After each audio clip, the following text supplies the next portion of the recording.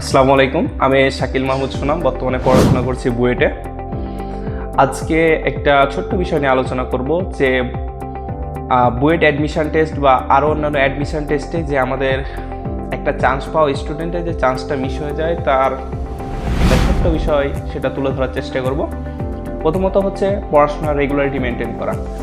দেখা যাচ্ছে যে আমরা পড়াশোনা করছি কোনো বইয়ের 1, 2, 3 চ্যাপ্টার অনেক ভালোভাবে করছি, বাট বাকি চ্যাপ্টারগুলো আর পরবর্তীতে অনেক প্রেশার দেখাচ্ছে, এক্সাম, কোচিং, বিভিন্ন কারণে ওই প্রেশারগুলো কি আমরা অ্যাভয়েড করতে পারি না। সেহেতু দেখা যায় আমরা পরবর্তী চ্যাপ্টারগুলো ভালোভাবে পড়া শেষ করতে পারি না। ঠিক আছে, তো সর্বপ্রথম যে কাজটা হচ্ছে যে পড়াশোনায় রেগুলারিটি মেনটেন করা। দেখা যাচ্ছে দৈনিক আমাকে 6 ঘন্টা, 8 ঘন্টা বা 10 ঘন্টা যেরকম পারি আমরা মূলত হচ্ছে কি পড়াশোনা করব।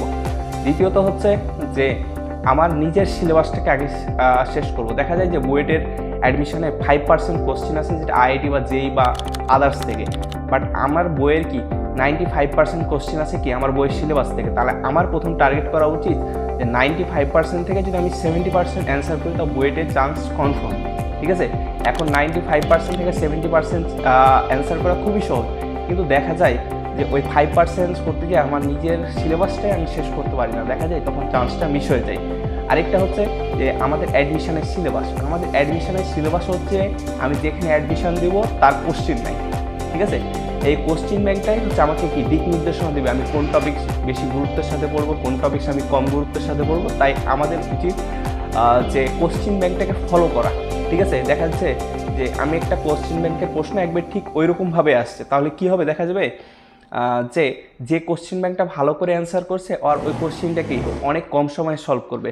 বাট যার হচ্ছে কি কোশ্চিন ব্যাংকটা সলভ করা অনেক কম আছে, তার ওইটাই কি সলভ করতে অনেক বেশি সময় লাগবে। ঠিক আছে, এখানে যে টাইমটা ম্যানেজমেন্ট না, এই টাইম ম্যানেজমেন্টই তোমাকে শিখাই দিবে যে একজনের থেকে আরেকজন কিভাবে ডিফারেন্স ক্রিয়েট করে চান্স পেতে।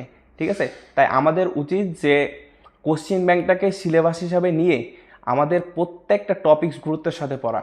ঠিক আছে, সবাইকে ধন্যবাদ, সবাই চ্যানেলটাকে সাবস্ক্রাইব করে দিবা।